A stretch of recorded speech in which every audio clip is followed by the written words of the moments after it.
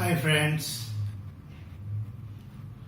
some time back I was lucky to interact with a gentleman who was holding a very senior position as a director with a family-run firm. During our discussion, he told me about a training program that he had gone to in Europe, a very prestigious program, which was to initiate him into a whole lot of operational nuances which he felt was useful for his organization. He came back and having learned the new initiatives described at the training program, he planned to introduce a few changes in his own company. But he told me that whatever he tried was heavily resisted because it was a family-run concern and they felt that it was perfect to continue with whatever was happening. When I asked him then why did you go for this program at all? Spending a lot of money. He casually said, I have no idea. Let me take you to another instance. This time in a professionally run company where one of their employees, again a senior employee, holding a top management position, was sent to another prestigious program in another part of the world. Because of the senior position that he was in, he managed to go for this program without even signing a bond as was the norm with the company.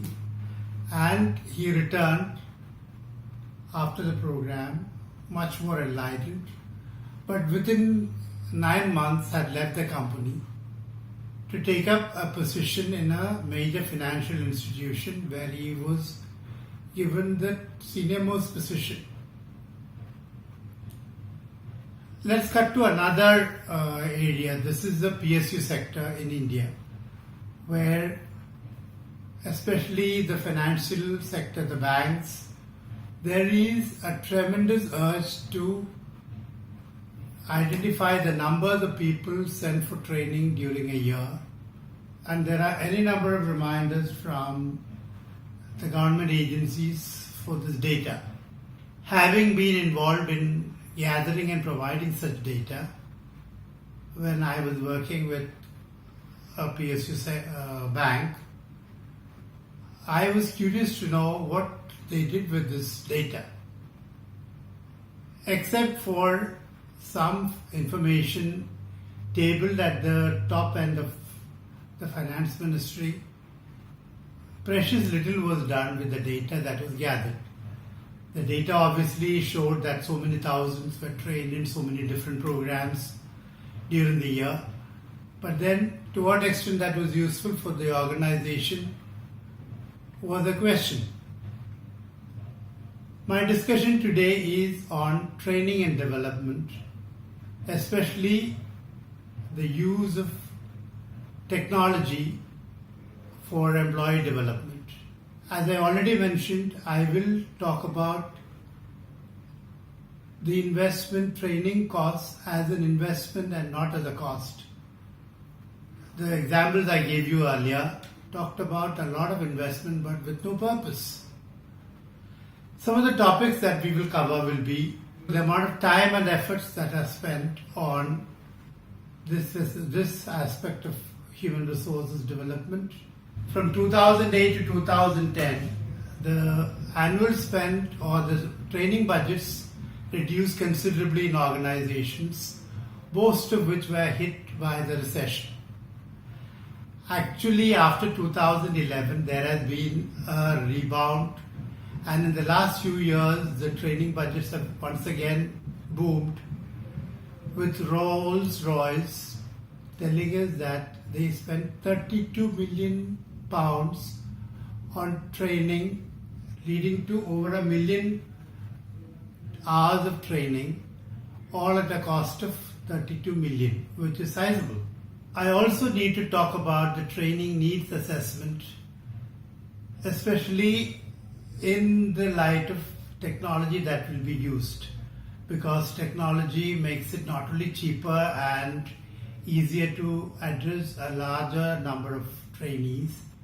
It also has some very intuitive and very ingenious uses for better reach to all employees. At the same time, let us worry about so many levels of employees that need training. And I will say that except for the older generation who are more comfortable with the instructor-led or classroom training, almost all the others in an organization value and look forward to easier training using technology available.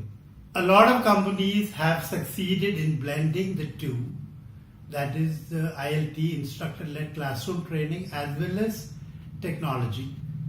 As we go along, we will discuss how e-learning designed the correct way can help a lot in this ILT, that instructor-led training, using classrooms, but at the same time using uniform type of training material.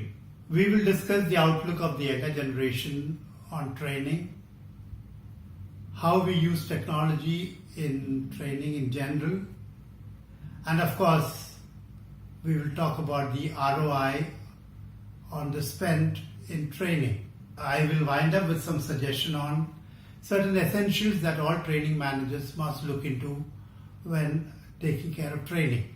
Many organizations are not too happy sending a lot of their staff for training at a faraway location where costs and time are involved.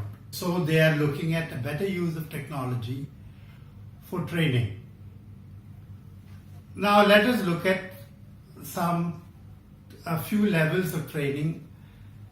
For easier purposes, the skills required which need to be enhanced can be divided into three broad categories. The bottom layer consists of employees who are required to carry out repetitive tasks, maybe of very large volumes, but much less refined in content and form. The mid layer includes skills to carry out product development, product support, and other activities where better understanding of the processes are involved. This is obviously the middle management type. At the top are those who will use differentiating technology to develop and research for more products which can make a difference in the organization's success. So once we are clear that there are different levels of trainees and different levels of training required, it is easier for us to look ahead and use technology. Now, digital learning, as we understand, need not involve everything of an app-based training. It is more of delivering learning to people wherever they are. In short, it becomes much more easier to engage employees where they are and disseminate information to employees at their location. Let me confess that online training can be frustrating and quite ineffective if the content is not properly designed and used. Many employees consider internet learning as slow if the bandwidth is not sufficient. The biggest disadvantage of technology-based training is that it does not have an instructor who can help in solving questions, doubts, and also even in keeping the tempo of the training program alive. That is why a lot of companies still prefer to have an instructor along with programs which may be digitally enhanced. Now let us talk about some employee training techniques. The most important one is to make the training programs fun for the employees so that they can participate. The second aspect, of course, is to let employees learn the way they study the best. In fact, all of us are familiar with children who study for exams. Those who prefer to study early morning, some sit up late into the night A few study with a lot of music and other background noise, which tells us that each one has a different way of studying and concentrating. This is what we need to incorporate into the training scenario. Let the digital learning help us provide learning to an employee the way he or she feels most comfortable with. Now, when it comes to most senior employees, that is those who are of an older generation, some companies use techniques such as sharing success stories. Now, how does this help? Success stories used in an imaginative way, used using animation or anything else similar, will help in identifying with leaders who succeed well. A significant benefit of technology-based training is that it can address a lot of candidates at the same time. Let me give you an example. A financial organization that recruited a few thousand employees as trainees used this technique to avoid costly and time-consuming induction programs. What they did was to devise a whole lot of material digitally with animation and instructional designers designing a user-friendly program, and this was made available to all the trainees even before they joined, with the instruction that they should have necessarily logged in for so many hours, after which they were all given a test, again online test, which they could take at home. This actually helped in not only disseminating information about the organization, but a lot of information was passed on regarding products, the features, as well as senior members of the organization who would help them out in various ways. So as I said, digital learning is not necessarily something that has to be imposed, but something that must be of use to the employees and the organization. And it is not just learning by rote, but a better way of learning which everybody will appreciate. Let us now talk about the different types of digital learning available and used throughout the world. The first one, of course, is mobile learning. Why? Because obviously it is the most common approach to any type of digital training, for a simple reason. Mobile phone learning is the most obvious because the sheer numbers of mobile phone holders is staggering. Today it is estimated that about 3.5 billion people own smartphones the world over, and this number is likely to go up to 5 billion by the year 2020. Mobile learning means all kinds of devices, including smartphones, tablets, and the like, through which small amounts of training can be disseminated easily, and the best part being that the employee or the recipient can go through the contents at his or her leisure. It goes without saying that mobile learning will be the most conventional medium, as most of the new recruits are already tech savvy and many of them today own smartphones. It is also estimated that the business of digital learning using mobile phones and the like may touch 35 plus billion by the year 2020, which is a very, very impressive figure. Let us look at video-based learning. Video streaming has been on for quite some time, but of late it has taken off by leaps and bounds, especially when you know that YouTube is the second most popular site visited after Google. In fact, newer training methodologies, increased bandwidth, then advanced video training programs have all helped in making video-based training very popular. Virtual platforms are human-looking figures in the form of a cartoon or 3D character who can instruct another character to do things, helping the learners. A lot of companies are exploring virtual platforms. A recent development is the analysis of big data, which is done by data analysts. The analysis of big data helps in developing a whole lot of perceptions regarding an individual at his workplace. This helps in enabling organization to customize training based on data made available about training methodologies, trainees' behavior, as well as the performance of the organization. Let us now talk about creativity in training. A lot of youngsters who come in today come with a lot of dreams, and creativity is something that appeals to them. So it is important to have different approaches to training. In fact, a hotel which was running a large chain of hotels and restaurants were lost in trying to improve services. And the CEO decided to talk to everybody at every level. And surprisingly, the most important revelation came from those who were washing dishes, because they found that the type of waste was unnecessary and could be curbed. Another approach is to create what is known as hackathons, which can last for several hours to even days.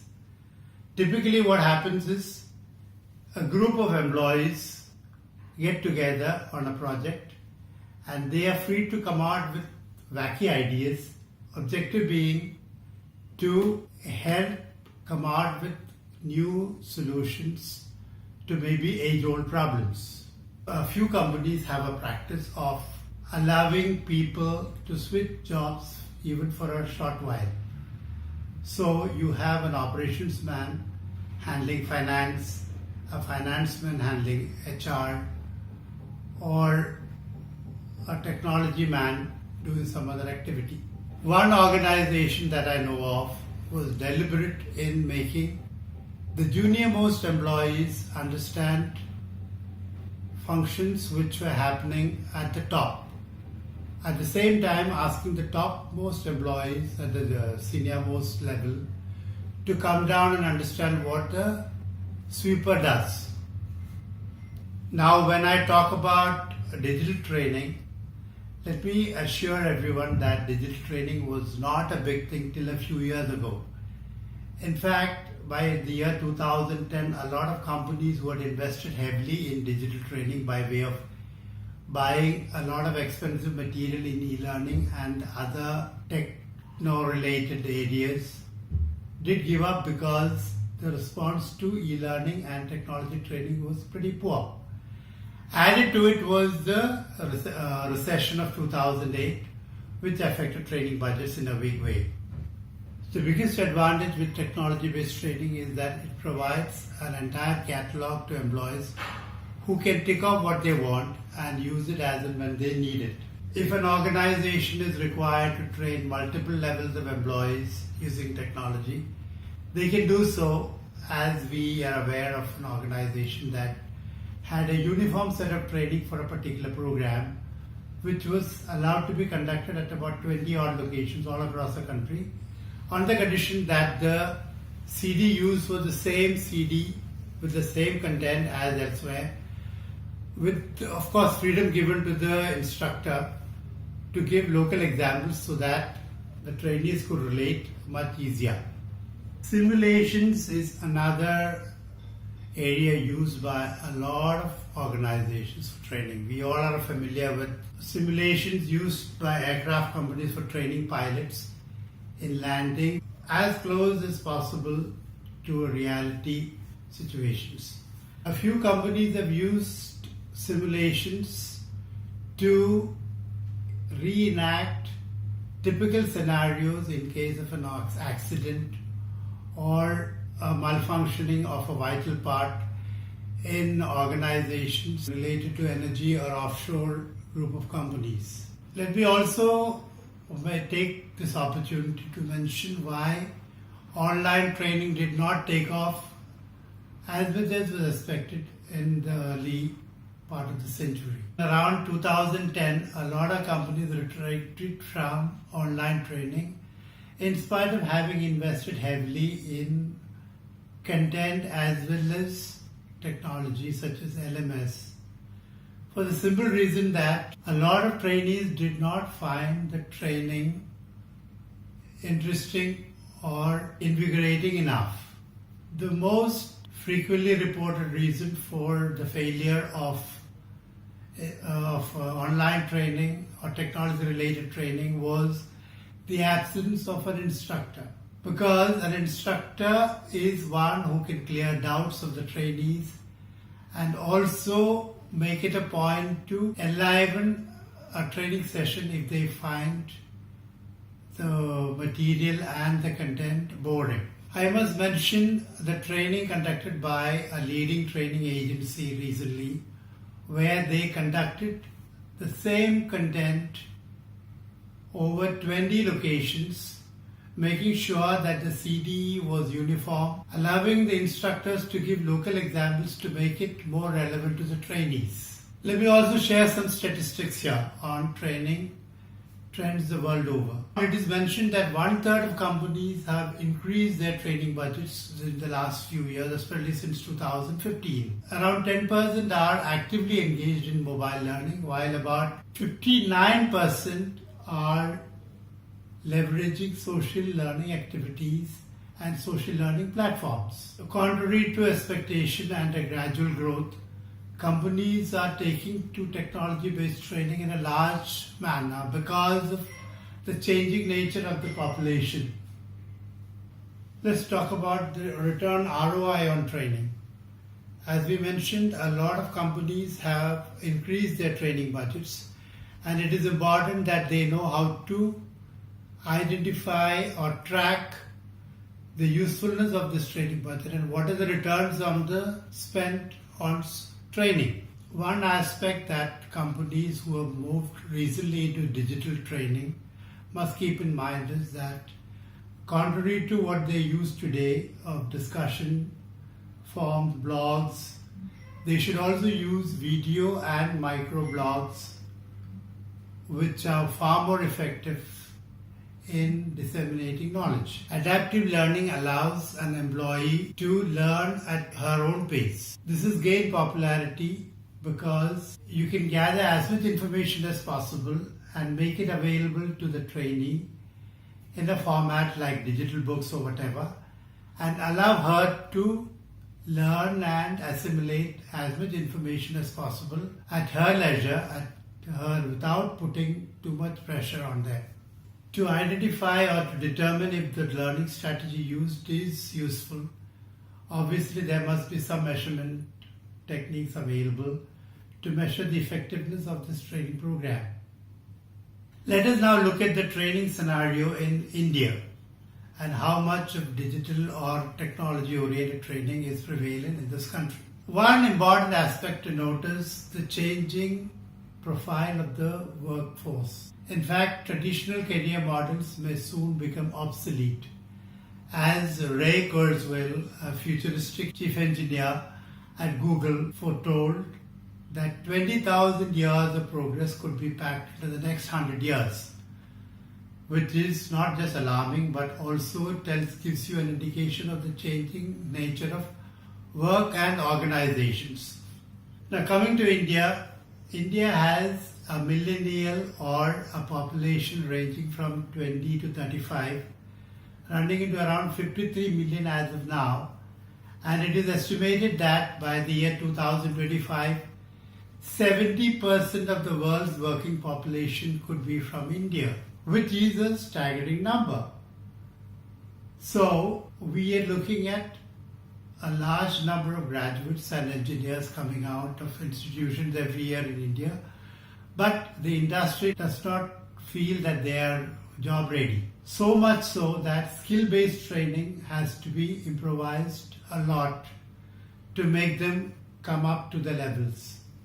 Many of the employers also admit that most of the skills that they have learned in their college education are not necessarily relevant for the workplace, and they have learned much more at the workplace in a shorter period than in their educational career. Now just look at these 53 million youngsters, most of whom are tech savvy and holders of smartphones, because it is mentioned that India is likely to have around 440 million smartphones by the year 2022, as against around 300 million now. Again, in India, the older generation prefers the instructor-led classroom type of training, while the younger generation is very, very clear that they need training, or anything that is required of them to be learned should be at their leisure and at their pace. So we come to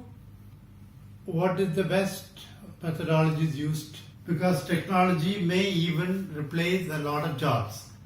Actually, McDonald's in Europe has introduced 7,000 screens, touchscreen computers that can take both orders and even monitor them. We all know about bots that are likely to replace a lot of routine activities at the workplace. But then artificial intelligence and machine learning are far away from replicating managerial jobs. Virtual reality and augmented reality are becoming an essential part of training, because both these features will help managers simulate situations using images. In fact, the Nebraska Medical Center is set to open a cutting-edge simulation facility in this year, which will train healthcare workers using simulations like virtual and augmented reality programs, so that learning can be faster and even more accurate. As I said earlier during simulations, VR and AR have the ability to simulate emergency situations where accidents could be replicated, so that employees could learn how to deal with a real life situation without actually experiencing the same. It is important that for any program to succeed in the technology era, the content must be superior to most others, as employees themselves are familiar with a whole lot of content which has been developed digitally today. So as we expect good instructional designers and subject matter experts to flourish, we expect that they will provide us with the content that is ideal for developing employees to a higher level. Some of this content, rather than just be constrained to the technical skills, will also approach behavioral skills, and through simulations and plain acting, as well as using animation, a lot of training can be imparted on the behavioral aspects. Digital learning, even in India like elsewhere, is not necessarily app-based, but it is a type of learning which will facilitate dissemination of information in the easiest and the most adaptive manner. Some of the techniques that are used in India include digital books. These are books that has a lot of information available, but with a menu, so that the trainee can look at what she needs and go through it at her leisure. You have the e-learning and online courses, which have been a staple in India for a long time now. Content is becoming better with a lot of animation and other interactive methods used in this learning modules. With the largest number of mobile or smartphone users available in India, this country is taking a leadership in mobile learning. Sales trainers use it very effectively for their sales force, who are spread all over the country and cannot be called to one location for any information. Some of the uses of mobile learning is in product training, safety training, and informing people of the support that they need, especially when they are in faraway locations. Video learning has come to occupy a major spot in training. Such video training can be used in product training, in process training as well as for induction of new trainees. In fact, an organization that I know of has used a video-based training to cover a few thousand employees all across country without having to get them all together at one location. All that mattered was that the information contained in the videos were uniform and used by instructors in classrooms at different locations in the country. Another important or popular methodology used is the webinars, which of late have become very popular because a lot of professionals have started describing methodology of marketing, of promoting social networks. These are used for product training, for customer distributor training, as well as for informing employees of new processes and procedures. By mentioning these different methodologies used in the Indian context, it's not necessary that organizations must use all of them, but training managers must be aware of these possibilities and should be in a position to judiciously choose what is best for their organization. Because what is important is not just incorporating technology, but then it has to be fun and it has to be done in such a manner as to grab the attention of the employee who may have so many other distractions otherwise. Before I conclude, let me now share a few of the non-essential features which training managers must remember. The most important being that as training managers we are just facilitators and we should not be at the back of every employee or every trainee telling them how to do and what to do and when to do. L&D is not about us, it is about our participants, and our audience has to be consistently attracted enough to take maximum advantage of issues.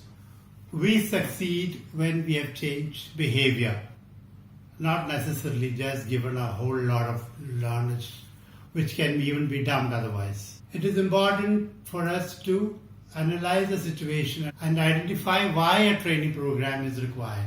It is required because it is a solution to some issue that has come on. Let me give an example. A lady consultant trainer talks about a program that she was asked to do for some hotel staff in a large hotel chain. She said that as is her practice, she went to one such restaurant to identify what are the typical requirements and what could be a solution to some problems that they were talking about. She found that while the employees were quite friendly and very prompt in giving orders, many of them just did not know how to pronounce certain dishes, the names of certain dishes correctly. Now that was the issue that put off a lot of clients who had international exposure and knew of waiters who used to pronounce certain international dishes the right way. Once she identified what is the problem, the solution was much easier. She just had to get a chef or two who knew about these foreign dishes and who could teach these trainees and the staff in pronouncing the menu items correctly. And once we have identified the problems and identified a solution by way of a training program, it is important to set some measurable goals. Measurable goals in the sense is what could be achieved and in a particular time frame, say a month, 2 months, 3 months. In some problems areas, it is not easy, especially if the behavioral issues are concerned. While framing realistic timelines, it is important to involve the staff concerned and tell them that there would be periodic feedback gathered every 30 days, 60 days or 90 days, or at whatever time they feel comfortable with. Before I leave, let me say that when we want to transfer learning, the approach must be audience specific because we need to change their behavior along with the learning that they do. And once that is achieved, the sky is the limit because a changed behavior will result in better ways of doing things, better customer service, and ultimately affect the bottom line of our organizations. Thank you once again for your patient listening. I'll be back with another program next month.